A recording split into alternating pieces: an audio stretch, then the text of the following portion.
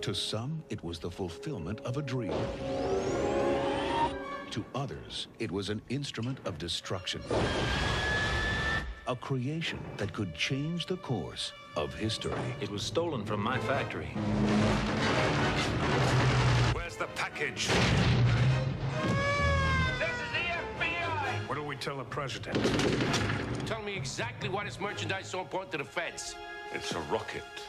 A rocket? What? What's the matter? I don't know. There's something under the seat. Oh, my. What do we got here? What are you supposed to do? Is it a bomb or something? No. I wouldn't touch that if I were you.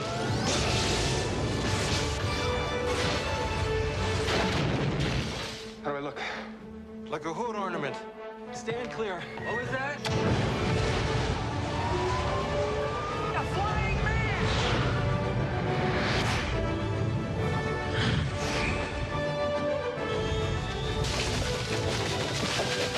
Big gopher.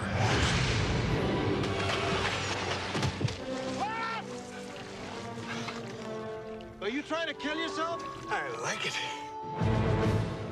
Uh-oh, we got company. You steer, I'll push. Well, what? I will not rocket Eddie.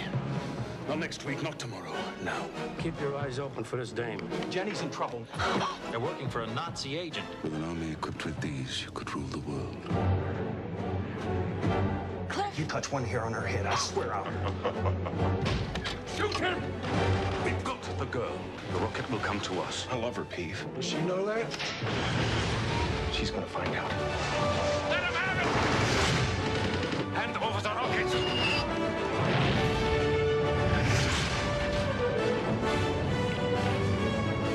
The Rocketeer. Go get him, kid.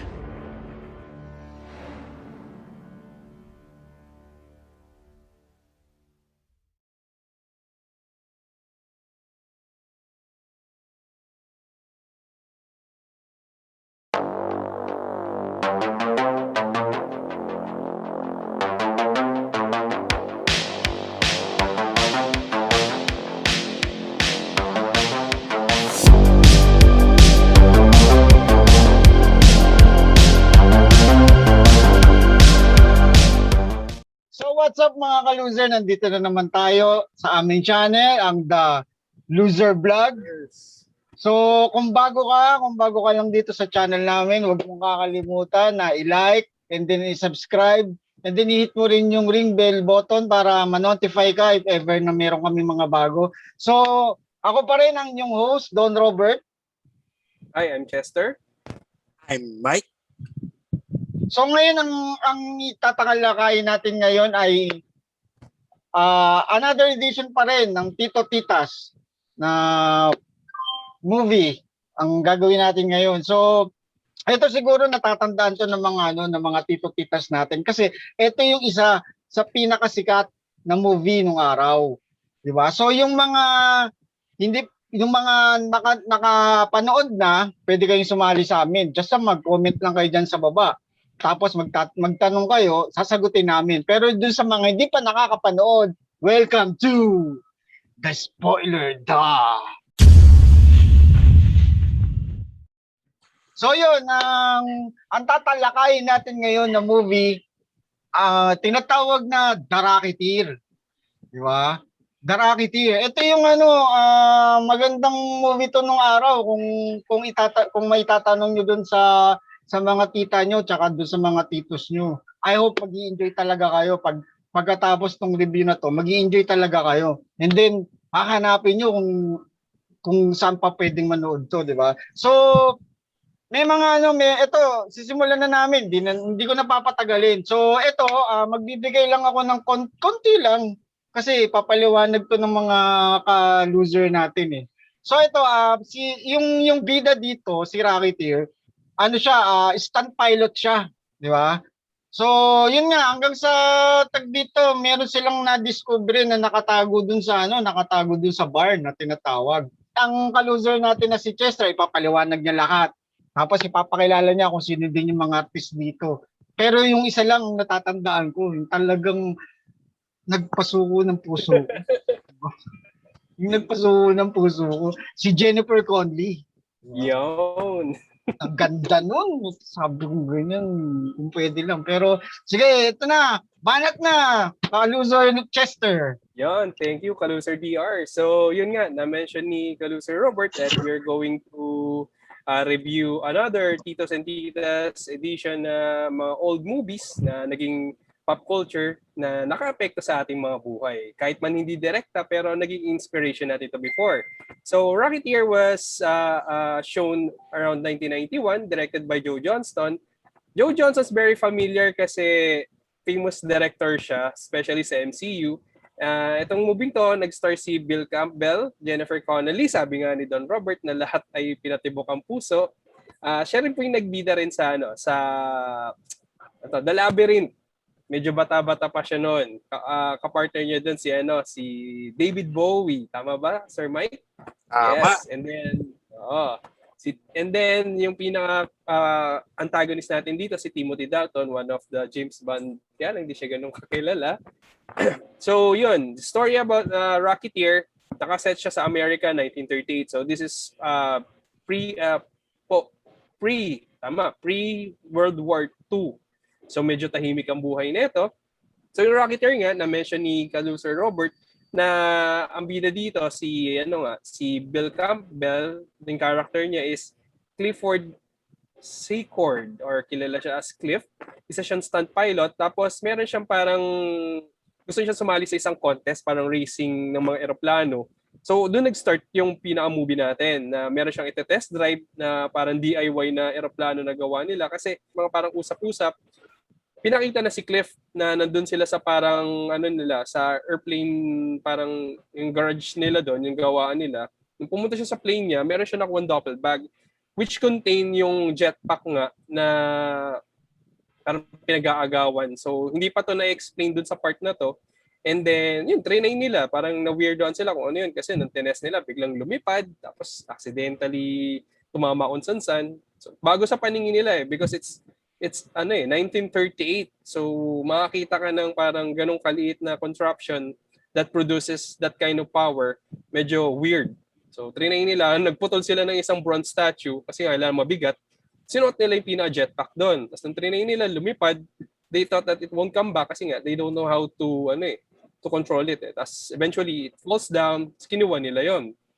Then after that, parang there was supposedly a race na nasasali siya. So Cliff decided to use the jetpack. Wala pa siyang name dito. Basta he just used the jetpack. And at this point, yung friend niya, si PB, gumawa siya ng helmet na made out of bronze. Tapos yun, it's an aerodynamic na may parang fin nga siya. If you can look at the picture, meron siyang weird na parang si Ultraman na nakaganon. Yes, yon sa background ni Sir Mike. So, ayun yung purpose nun kasi it was like a rudder para sa airplane. Ayun yung pangliko-liko niya. Eventually, there was his parang manager niya parang road manager niya kasi he was a stunt pilot. Siya yung nagbigay ng name. Yun nga, yung Rocketeer. So, yun. And then, after that, little that they know na may isa pang grupo naghahanap sa kanila. Na that this group was led by Timothy Dalton. Yung name ng character niya is Neville Sinclair. He was a Hollywood star. Sobrang sikat siya dito. Parang mala Tom Cruise siya Sabi nga niya, I do my own stunts nga rin dun And then later on, there was a twist kung ano yung grupo nila. He was part of the Nazi organization.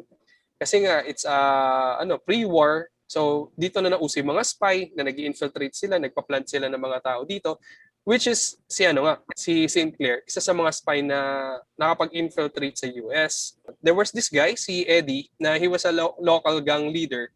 Siya yung parang muscle dun Parang siya yung inuupahan ni Sinclair para hanapin yung jetpack. Tapos yun nga, na may hostage taking.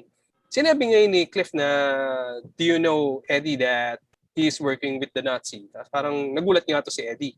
Kasi although even though he's a gang leader or mga mafia nga, he's also parang patriotic pa rin. Parang loyal siya sa Amerika that you're a Nazi, parang ganon. So yun, napalibutan nga nila.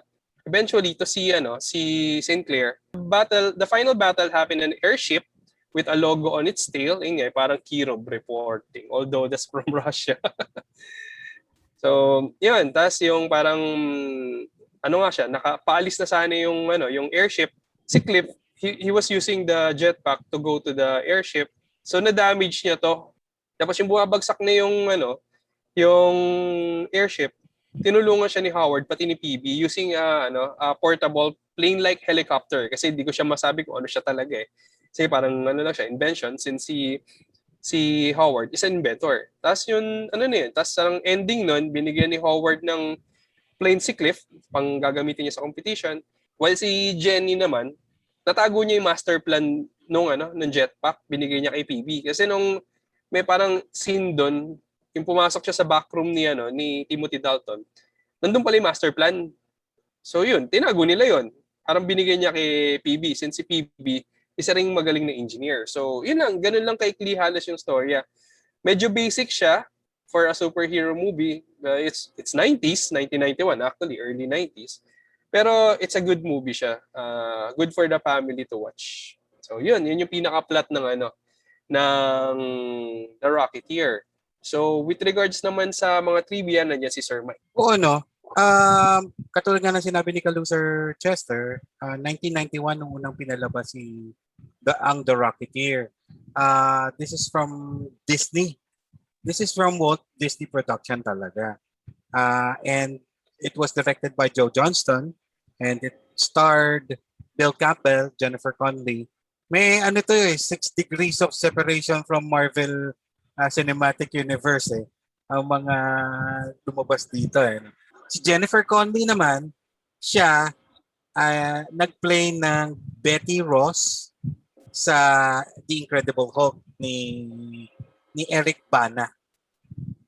Tapos si Jennifer Connelly, siya ang asawa sa tunay na buhay ni Paul Bettany na si Vision sa MCU. Now, si Joe Johnston naman, katulad ng sinabi ni Kaluser DR, siya or Kaluser Chester, siya ang nag-direct ng Captain America The First Avenger. Yung pinakaunang pelikula ni Captain America, ni Steve Rogers sa MCU. So, connect talaga yan Ang Marvel Studios nun, hindi pa binibili ng Disney noong 1991. Pero nakita niyo naman, ang future, nag-connect pa rin. Ang Disney ngayon ang may-ari na ng Marvel Studios. Diba? So si Joe Johnston, aside from Captain America The First Avengers, siya rin ang nag-direct ng, naalala nyo, Jumanji ni Robin Williams, Jurassic Park 3, at saka yung The Wolfman with Benicio del Toro and Emily Blunt. Madami pang story si Joe Johnston. Joe Johnston is known as a director who does a lot of period pieces. So naangkop talaga siya sa The Rocketeer at saka sa Captain America The First Avengers dahil matatawag nating period piece ang mga movies na yon. Katulad nito, The Rocketeer is a pre-World War II movie. Tapos si Captain America is a World War II movie. Yes. Same thing with Jumanji. Merong part doon na luma nung bata pa yung character ni Robin Williams. Nag-transfer lang kay Kirsten Dunst doon sa sa future, sa modern time. Si Timothy Dalton of course is James Bond. Siya yung transition between Roger Moore and Pierce Brosnan.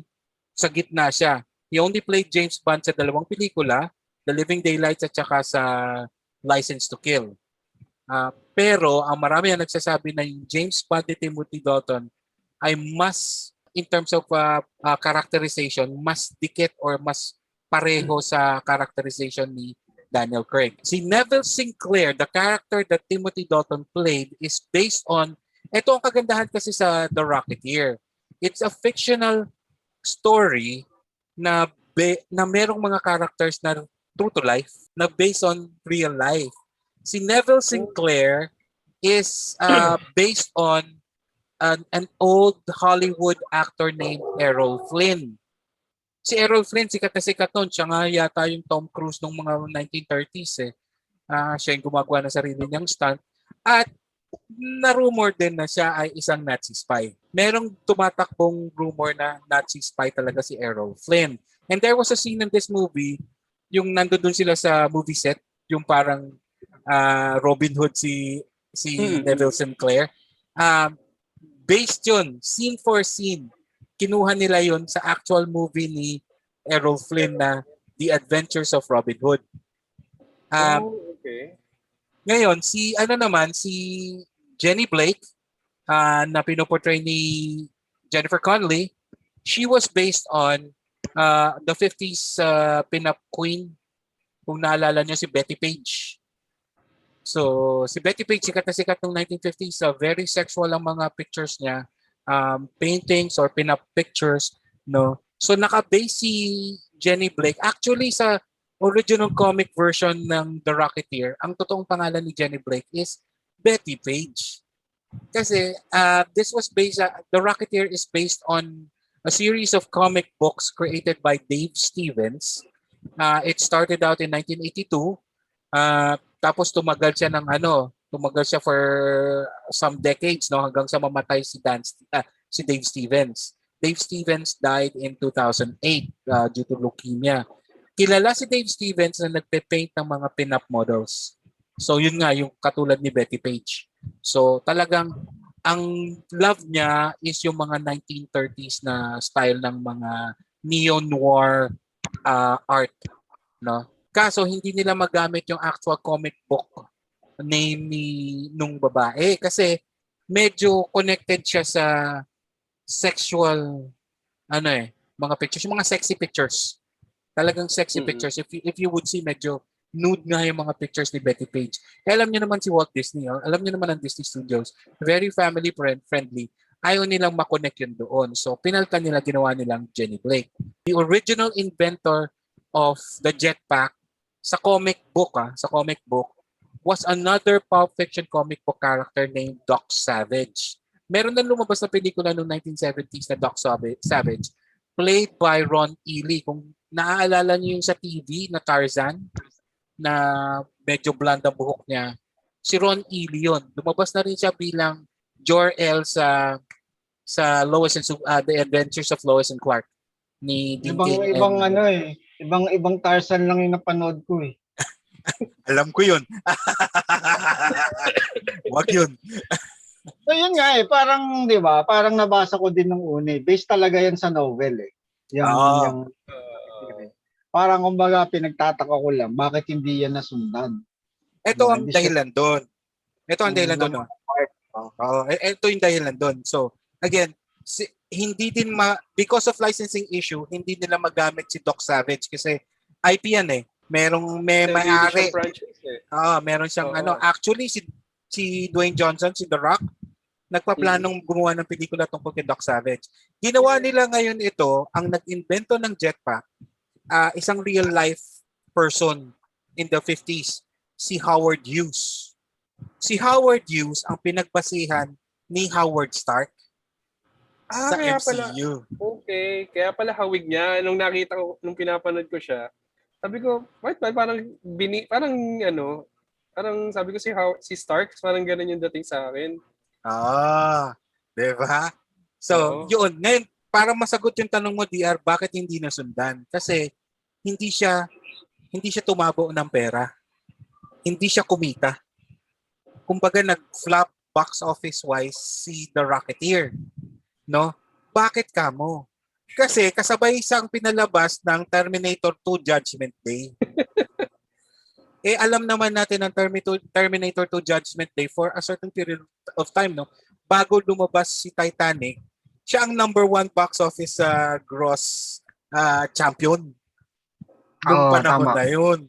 So, since parehong genre superhero, science fiction, kinain ni Terminator 2 Judgment Day ang dapat nakikitain box office ni The Rocketeer. The Rocketeer. Dito, parang parang naalala ko din yung effects na ginamit doon kay Christopher Reeve. Nakita niyo yung naghahabulan sila. Tsaka yung unang test flight niya, parang feeling ko ganun yung effects na ginamit kay Superman kasi yung lipad eh. 'Di ba? Parang alam mo yun yung parang pinatong lang na hindi ko ma-explain eh. Hindi katulad yung ngayon eh. Tapos yun nga, kung nasabi mo na kasabay talaga ng Judgment Day yan, ng Terminator, napanood ko yun eh. Di ba? Mas full on action yun eh. Tsaka yung mga blasting eh. Tsaka pag sinabi mo kasing Terminator, kung i-compare mo, mas kilala na talaga si Arnold eh. Oo. Kasi ito. Kasi yung part 1 pa lang yung part 1 pa lang ng Terminator eh. Okay ni. 'Di ba? Nasundan pa nito eh. Pero ang hindi ko lang talaga nagustuhan yung Trina, yung babae. Si Christina Loken. Hindi ko na Ngayon, since Disney ang may-ari ng The Rocketeer, matagal na nilang pinaplanong mag-reboot ng The Rocketeer movie. Unfortunately, nagkaroon ng mga issues, hindi magawa. Recently, last year, naglabas ang Disney Channel ng cartoon series ng The Rocketeer. Yes. It was targeted to young children. Talaga. Hindi siya ganun siya kulay pink. Yes. At medyo African-American ng itsura niya. Batang babae. So siya yung pumalit doon. Tsaka iba na yung costume niya. Hindi yung costume talaga ni Clifford Secord na alam mo na yung 30s na version. Siguro kaya hindi rin siguro na-anticipate ng tao. Siguro based dun sa niya, dun sa costume niya. Kasi napaka-simple lang. Kasi parang may ilan scene doon, they show yung practical effects kasi hindi pa naman uso CG before. Although meron, pero hindi pa ganun kapulido. They use green screen, pero alam mong green screen. Pero unlike this one, may mga times na naka-practical effects sila. Yun nga, na-mention ni DR na yung booster ginagamit. Mas makikita mo siya talaga yung biglang lilipad tapos habang umaapoy. Pero parang taas kamay ako dun sa stuntman na gumagamit nun. Kasi di ba may scene doon, nakatayo siya. Alam mo yung tao kasi nag-form siya yung gumalaw eh. Lumipad siya ng pag-ano, kumakapoy na malakas yung likuran niya. Oo, tama. Pero kasi ito another trivia for Arca losers. Nung 1990s, particularly 1991 to 1997, ito yung tinatawag nating renaissance of the classic superhero movies. So, nakita nilang kumita si Batman 1989, no? Sinundan after 3 years ni The Rocketeer. May mga sumunod na mga classic superheroes na hindi kilala outside of DC and Marvel. At dito na yung si The Phantom ni Billy Zane. Si Billy Zane ang nag-Phantom. Favorite ko yan. Nakasakay sa kabayo. Si The Shadow ni Alec Baldwin. Merong comic siya si The Phantom sa Manila Bulletin ba yun? May siya doon, may comics. Meron. Meron. Sila ni Spider-Man meron. Unfortunately, hindi kumita yung mga pelikulang yun. Kaya natigil. Hindi nila mahanap yung market nila. Kumbaga kasi very niche ang market ng mga ganitong classic na, ang tawag dito pulp heroes eh. Very niche yan. So, hindi nila ma-market ng maayos. No? Sino ba naman ang maniniwala? The Phantom. Nasa gubat ka. Kulay violet ang damit mo. Lavender yata yun eh. Lavender. Diba? So, The Shadow, parang napanood ko yung documentary. Parang naguluhan yung pinaka-movie niya. Maraming issue sana. Pero kasi kung iisipin natin, that time, what it was 1990s, marami din naman naging movie na naging successful eh. Tsaka kasi ma-add ko lang. With regards sa Hollywoods kasi before, if you don't have any star power behind or in front of camera, hindi ka masyado papanoorin. Based dun sa parang researcher ng mga Hollywood, sa mga movies, yung parang mga nagre-review. If you have a movie parang early 90s, late 80s, early 2000, if you don't have any star power, unlike kasi ngayon, so let's say Robert Downey, let's face it, is a wash-up actor. Pero by the name of Iron Man kasi, syempre Iron Man yun eh, tapos Marvel ang may hawak eh. Papanoorin mo siya, tapos yun, magandang kinalabasan. Unlike before, sino ulit yung actor? Bill Campbell. Bill Campbell. Diba? Sino ba siya? Tapos supporting mo lang si Jennifer Connelly tapos si Timothy Dalton. Eh, di ba nga, almost siya yung parang hindi masyado na-appreciate na James Bond. Although, sabi nga ni Kaluser Mike na siya yung pinaka-nearest sa pagiging James Bond based on novel. Kasi di ba si James Bond supposedly is more on his wits, not on his gadgets eh. Di ba parang mas ganun siya. So, yun nga, yung parang kumbaga, they're not A-lister sa Hollywood.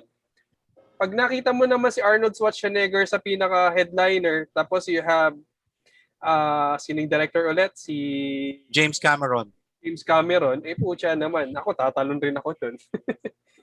Tsaka siguro, based din sa popularity ng artista. Kasi Ayun that nga, time, daming naglabasan na artista. Let's say, si Tom, 90s, sikat na sikat talaga si Tom Cruise eh. Tom Cruise. Tapos sinabayan, di ba? Tapos sinabayan pa nga niya ni Arnold. Tapos Sylvester. Si Sylvester Stallone, sinabayan din. Tapos meron pang tapos meron pang Bruce Willis, 'di ba? Yung Die Hard. So siguro based on popularity na lang siguro. Pag hindi kilala. Yung nangyari talaga. Parang ano lang yan, Kaluser Robert eh. Parang sa Star Wars, they predicted that na magpa-flop. Sobrang magpa-flop ang Star Wars. Even si George Lucas. Sino yung director ulit ko? Si Lucas George mismo Lucas. di ba? Nakipag-deal siya kay kay Steven Spielberg na magpa-flop yung movie niya eh. Kasi nga unang-una wala siyang kahit sinong sikat na artista na hawak niya. Tapos magkano lang budget niya. So, nung nagpalabas, parang sasabihin nila rip-off na naman ng Star Trek or any futuristic movie that time. Pero nagulat sila. Kumbaga parang swinerte talaga yung Star Wars. Ayun lang yung lumabas doon. Actually, yung kwento naman niya na Star Wars kasi, parang dati, nabasa ko yan na ayaw talaga yung bigyan ng budget. So yung kalahati, si George Lucas talaga yung nagtuloy. Kasi si George Lucas kasi, hindi naman siya kagaling pang director. Saka yung mga dinidirect niya, talagang out of this world na mga pelikula. Kaya, kumbaga ako yung producer, paano maniniwalang tatabo yung Star Wars na yan, di ba? nga. So, wala talagang naniwala sa Star Wars. So, parang same rin yung nangyari kay Rocketeer natin na, walang star power. Yung si Joe Johnson is not well known for doing a superhero eh. Kasi, Captain America na nga yung sumunod niyang movie for superhero eh.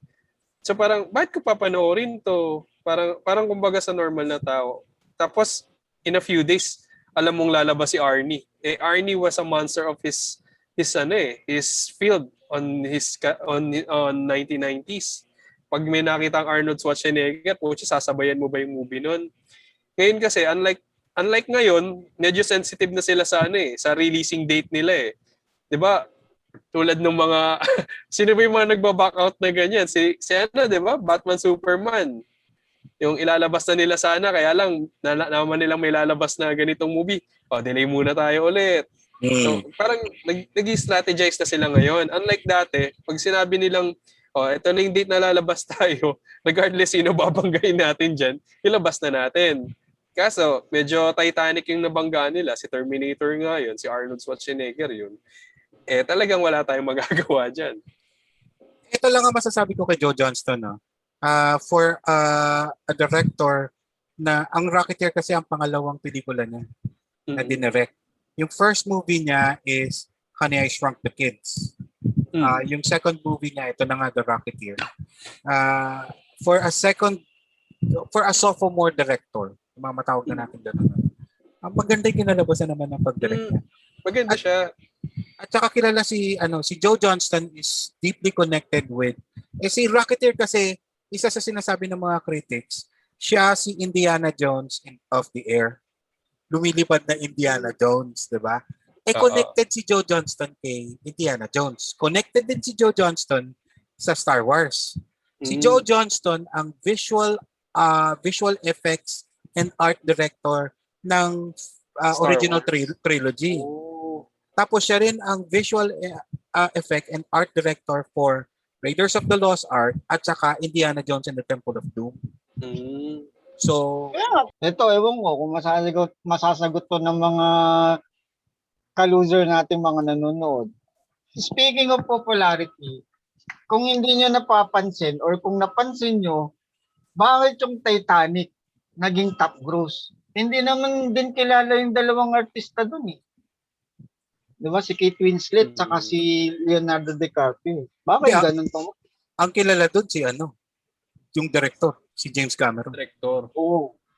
Ayun yung Diba? sinasabi nila. Pero bakit pa-research pero purpose bakit eh. nga bigla nga nag-top gross yung Titanic na yun, di ba? Hindi naman siya kung tutuusin, sino mabida diyan? Ito sino. Okay. Di ba? Mapapagano ka na lang. Okay. Oo. So, Sa atin siguro, no, kasi si DiCaprio, kilala na yan before pa. Before ng Child star Titanic. siya. Di ba Oo. child star? Actually, siya ngayon dapat lalabas sa American Psycho. Yung nilabasan ni Talaga? Christian Bale. Christian Bale? Tinanggihan niya kasi makakasama daw sa image niya. Kasi ano siya eh, parang good boy look yung ano niya eh. Yung ano niya, parang yung image niya eh. Dalawa ang pinagpipilian niya. Speaking of ito nga, The Rocketeer lumabas ng 1991. Pinag-uusapan natin yung mga superheroes na yan. May boom talaga noong 1991 dahil noong 1990s, ilalabas yung Spider-Man ni James Cameron. Si Leonardo DiCaprio, Peter Parker doon. oo, sana. Sana. Siya sana yung bida. Tsaka may isa pa. Siya dapat yung gaganap na Anakin Skywalker. Dapat. Oo, tinanggihan din niya yun. Tinanggihan din niya yun. Dapat siya yun, hindi hindi yung kulot yung buhok. Si Hayden Christensen. Si Hayden. Dapat si Leonardo talaga yan. Kaso yun nga, tumanggi siya doon. Yun yung parang naano ko din. Yan, mga ka-loser audience na marami na kayong napupulot ng mga, alam nyo na, yung parang magtataka kayo, ganun pala yun. So, sabi ko sa inyo, nanonood ka kayo lagi dito sa amin. Marami kayong matututunan sa amin. Marami kayong matututunan. Saka pag-uusapan natin, magkakaroon tayo ng edition na pag-uusapan natin yung mga pinagkaiba-iba ng mga movie. Di ba? Kumbaga, hindi lang isang movie. Pagsasama-samahin natin yung mga effects, yung mga yung storyline, tapos yung mga artista. Pag i-compare natin yan, tapos kung ano yung naging reason, katulad ng tanong ko kay Sir Mark, bakit hindi nasundan? Diba? Tapos meron naman na pangit yung story, pero ang daming niyang mga part. Umabot ng part 2, umabot ng part 3, di ba? Pero yung kung titignan mo yung storyline niya, hindi ganun kaganda. Yun yung Fast and Furious. Speaking of, nakalimutan ko sabihin sa inyo, no? Pinag-uusapan natin si Steven Spielberg at saka itong Rocketeer na to. Si Steven Spielberg, hindi pa naman kumipirma, pero nag-confirm na si Warner Brothers na gagawa siya ng pelikula para sa DC. DC? Oo. Ang parang genre ng pelikula niya is pareho ng The Rocketeer. Ang tawag doon yung Black Hawks. Kung malalaman nyo, ang Black Hawks, parang Rocketeers yan. Pero aeroplano ang gamit nila. 1940s, 1930s din yung era niya. Anyway, thoughts and your thoughts about The Rocketeer. Unahin na natin si Kaluso Chester. Yun. With regards sa Rocketeer, early movies ng Disney. It's a family-oriented films. It's good to watch with your films kasi there's no gore or any nudity dito. Napaka-wholesome ng movie and very enjoy panoorin. Although maikli lang talaga. Tapos, yun lang. You can have a vibes yung niya eh. Akin sa akin kasi nung napanood ko yung First Avengers, tapos knowing na si Joe Johnston yung gumawa nito, they have a familiar vibes na ibibigay sa'yo. Yung opening, kasi si Captain America yung opening, they have this soundtrack na parang, maganda. Parang soothing yung dating niya. And the film has heart. Kasi doon magaling si Joe Johnston talaga gumawa. Binibigyan niya ng puso yung mga characters niya. So yun, it's a must. Hindi naman it's a must much, pero it's something that I can offer you to watch. Hello sir, DR. So yun, masasabi ko lang dito sa movie na The Rocketeer. Siguro ito nga, yung mga audience natin na mga tito sa mga titas, especially mga tito, di ba? Yun nga, parang kumbaga i-reminisce nila yung kung gaano kaganda si Jennifer Connelly, di ba? Ayun yung nasa picture, di ba? Ang ganda talaga niyan. Ang daming, kumbaga, ewan ko, ang daming nagpatibok ng puso yan si Jennifer Connelly. Tapos yun nga, si Timothy Dalton, kilala rin ng mga tito-titas natin yan kasi nag-James Bond nga yan. So dito, ang ano ko, is parang relaxing yung movie eh. Tsaka mabilis mong magigets yung storyline, di ba? Tapos yun nga, meron din tong love. Dito yung mga effects, magaganda rin. Although kung iisipin nyo, that time is hindi pa ganun kaganda yung mga special effects. Pero dito kasi, nakuha na nila. Hindi yung papuntang pa ganun, pero yung view, pabalik. Diba? Tama siya, sumusunod. Diba? Sumusunod. Di yung pa ganun, pero yung patras. Captain Barbell ba to? Ganun. Parang ganyan siya, oh. Yan. Pero to tama to. Diba? So, maganda lang. Sana nga lang in the near future, yun nga sinasabi ni Kaluzer Mike na magkaroon either part 2 or reboot. So, yun lang yung masasabi ko sa movie. Maganda to. Lalo na kung kasama nyo yung mga tito or mga titas nyo or kahit yung mga kuya nyo, pakwento nyo na mayroong isang character na talagang simple lang yung itsura, simple lang yung dating, pero cool. Cool siya. Siyempre, sa nakakita ng tao, mayroon siyang jetpack. Pero sa ngayon kasi, uso na yung ganyan eh. Pero ito talaga, pag nakita nyo, magtataka na kayo na talagang maganda yung movie. So, Sir Mike?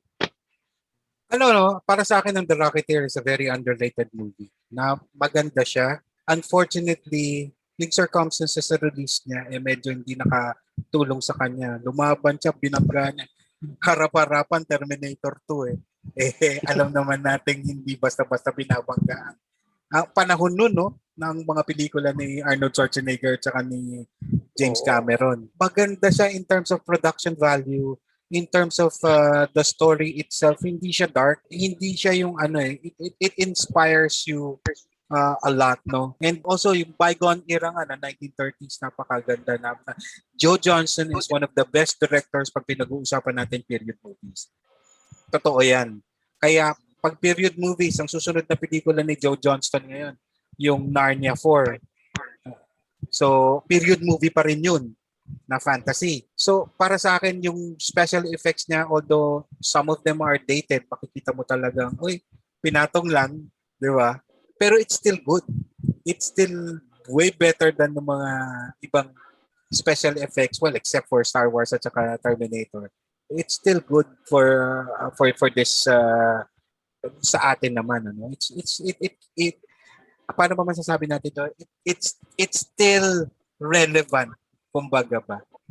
No, unfortunately, ang parang tinatawag natin yung puso ng pelikula, yung morality ng pelikula, that's where we will find problems if we are going to do this today. Medyo iba na ang mindset ng ating mga audience. Diba? A superhero is no longer black and white. Gray na siya. Diba? So, yun lang ang ko doon. Pero I love this movie. It's a beautifully directed, beautifully shot movie. And it's Disney. Diba? Ando dyan ang signature ng Disney.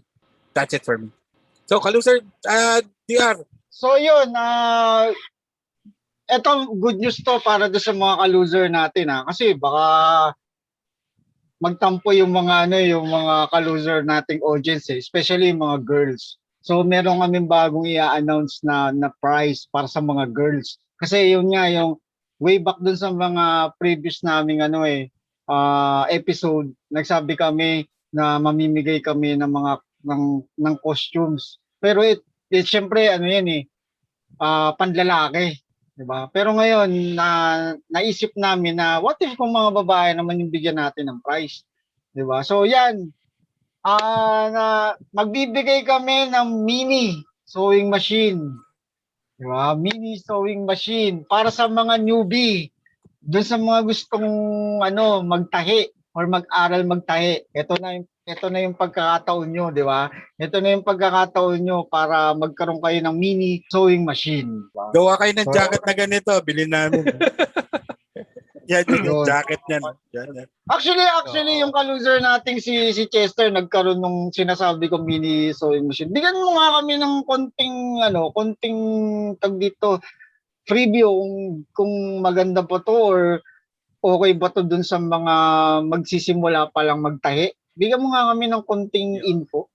Yun, yung sinasabi ni Kaluser Robert na sewing machine, nagkaroon ako noon before. Actually, nandito pa rin siya. Kaya lang, hindi na ako mapagtayo ngayon. Since pandemic, di ako mabili ng mga materials. Most of you know na cosplayer kami ni Kaluser Robert and si Kaluser Mike, mga cosplayer kami. Ako kasi gumagawa ako ng costume using that. So kung na-browse nyo na yung Facebooks namin, I have a Captain America costume na gawa ko lang ho yun. Hindi ko siya binili. Ginawa ko siya. Doon ginagamit yung sewing machine na yun at nagtatahi ako doon. Yung matibay naman, wag nyo lang pepwersahin sa makakapal. Yeah, yun lang masasabi ko doon. Worth it siya, worth it. Lalo na sa mga beginner. So yun.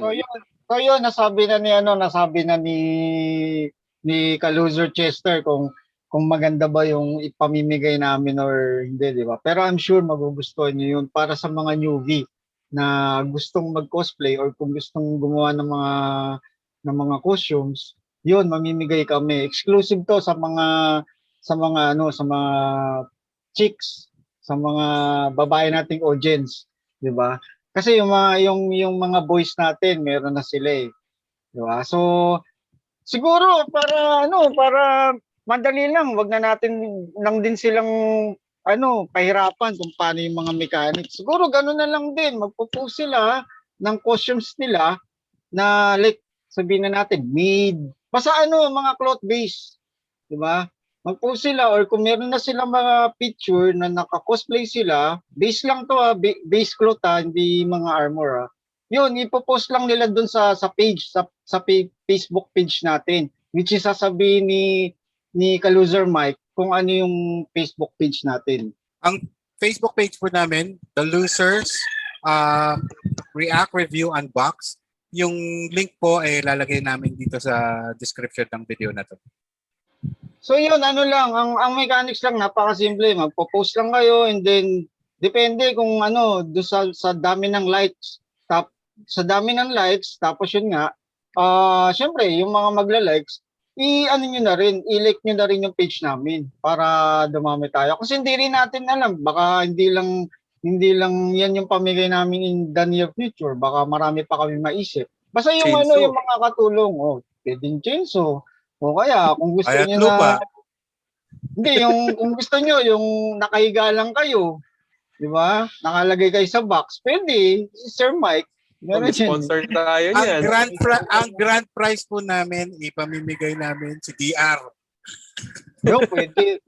Baka marami magkagulo. So yun, tag dito, ganun lang kasimple yung mechanics. Magpo-post lang kayo and then kung sino may pinakamaraming likes, yun yung mananalo ng yun nga, tong mini sewing machine. So, bahala na kayo kung anong picture. Basta yun nga, cloth base lang. And then, eto I'm sure makakatulong talaga to. Lalo na hindi pa tayo pwedeng lumabas or umattend ng mga events. So, if I were you guys, habang wala pang event, magsimula na kayong yun nga, yung magtahi-tahi. Diba? Or practice na kayo. Kasi ito, namin to, kung papala rin tayo, baka hindi pa matapos yung taon. Pamigay na namin to eh. Kasi 4 months na lang, kakanta na uli si Jose Marichan. Oo, kakanta na uli. So, unahan natin yun. Sana. So, ito, bago kami magpaalam, bibigyan ko muna sila ng konting oras para magpasalamat sila kung sino man yung pasasalamatan nila. So, Chester. Yun, sa akin naman lang, happy birthday to my late lola. Uy, happy birthday. Happy birthday. Tapos, yun lang naman and always stay safe. Yun lang naman tayo lagi since pandemic pa rin until now. Follow the basic protocol lang naman. So, yun lang naman sa akin. Sige. Sir Mike?